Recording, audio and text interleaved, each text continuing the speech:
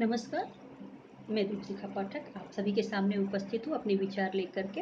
एक छोटा सा प्रयास है, आशा करती हूँ कि आपको पसंद आएगा। रोज मैं समाचार में पढ़ रही हूँ, देख रही हूँ, सुन रही हूँ, चैनलों पे देख रही हूँ।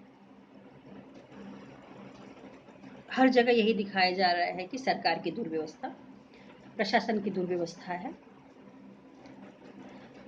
हर जगह कैमरे पहुंचे हुए हैं, हर जगह दिखाया जा रहा है और हम जो है दोषारोपण का खेल खेल रहे हैं, एक दूसरे के ऊपर दोषारोपण कर रहे हैं कि हाँ इस सरकार ने अच्छा कार्य नहीं किया या फिर यहाँ के अधिकारी ने अच्छा कार्य नहीं किया, यहाँ की राज्य सरकार ने अच्छा कार्य नहीं किया है और बस हमारा काम खत्म हो गया। हमारा कार्य बस है दोषारोपण करना। आज मैं ये पूछना चाहती हूँ आम जनता से, चाहे वो ग्रामीण जनता हो या फिर शहर की जनता हो, शहरी लोग हों, सभी लोगों से, कि अगर आपकी समस्याएं हैं, आपके क्षेत्र में जिला अस्पताल है या फिर सरकारी स्कूल है, तो अगर जिला अस्पताल में आज से 25 साल पहले जिला अस्पताल अगर बना हुआ है और डॉक्टर नहीं बैठ रहा है, तो आप लोगों ने इसके लिए कितना बड़ा आंदोलन किया, आप लोगों ने क्या किया। पूछने में पता चलेगा कि हमने इसकी दरखास्त दी हुई है, ये कार्य हो रहा है, ये सारे चीजें होती रहती हैं। वो जब जब चुनाव आता रहेगा तब तक ये बातें होते रहेंगी और उसमें से हमारे यहाँ से 2-4 सक्रिय लोग जो जाएंगे और ये सारा काम करा के चले आएंगे, वो सारे पेपर पे होते रहेंगे। मैं ये बोल रही हूँ कि जन आंदोलन कितना हुआ, हमने अपनी तरफ से कितना प्रयास किया। हम क्यों जब भी कोई प्रॉब्लम आती है, जब भी किसी दुर्व्यवस्था का शिकार होते हैं, तो हम क्यों ये कहते हैं कि इस सरकार ने ये कार्य नहीं किया या फिर हमारे गांव के प्रधान ने ये कार्य नहीं करवाया।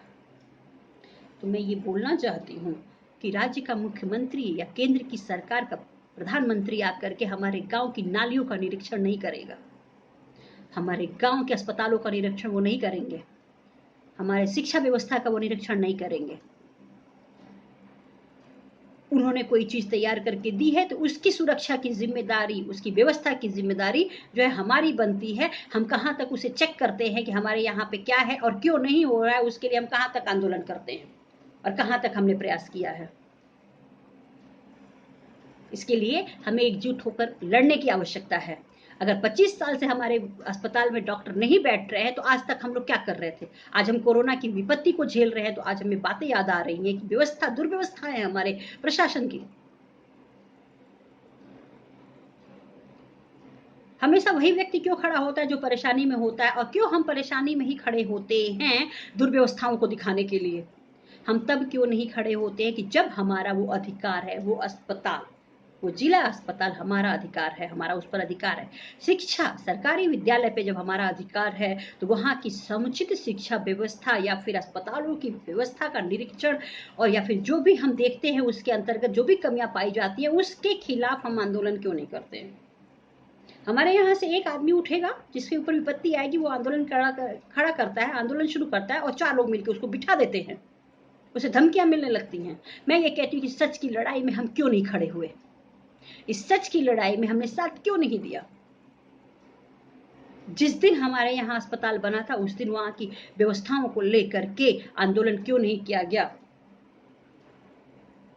मैं 100% विश्वास करती हूँ कि अगर आंदोलन किया गया होता तो इतनी सरकारें आई और चली गई, जरूर किसी न किसी का ध्यान गया होता और उस व्यवस्था को में सुधार आया होता।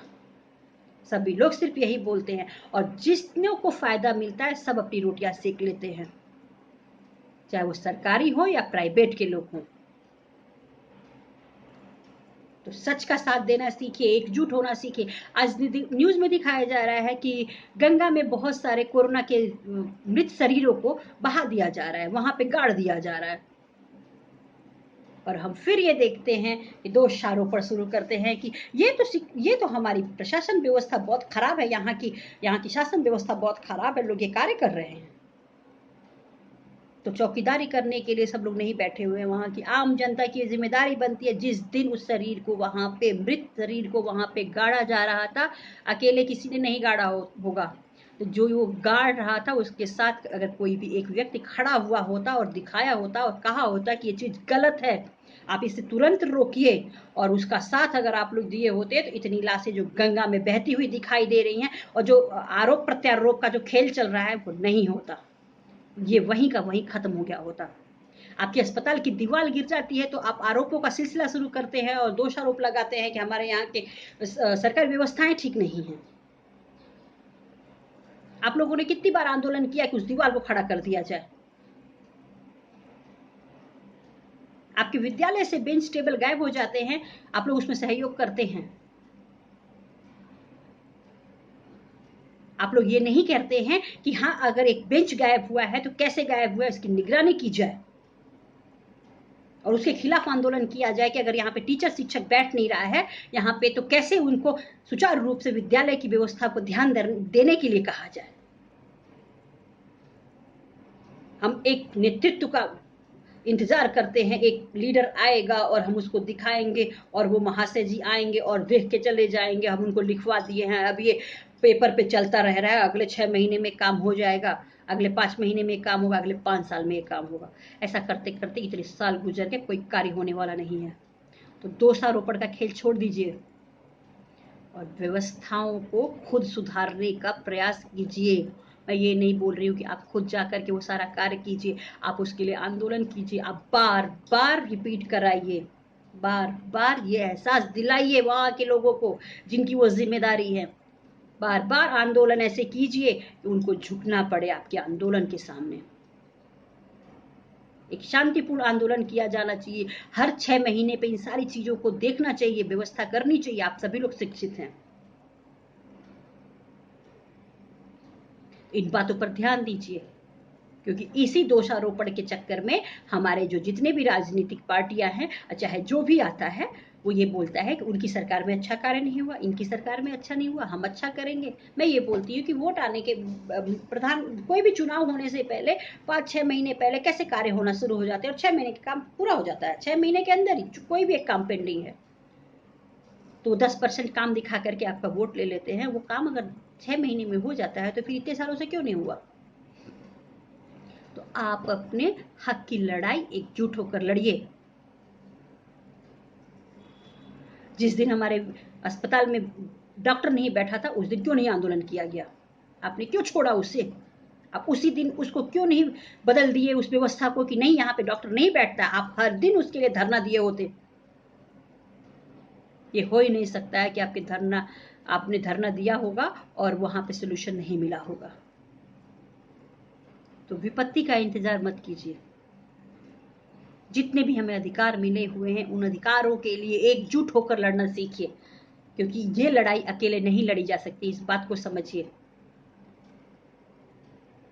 ये लड़ाई हमें एकजुट होकर लड़नी है और इसके लिए स्वार्थी होना छोड़िए और दोषारोपण करना छोड़िए। अपनी जिम्मेदारी को समझिए और एक जिम्मेदार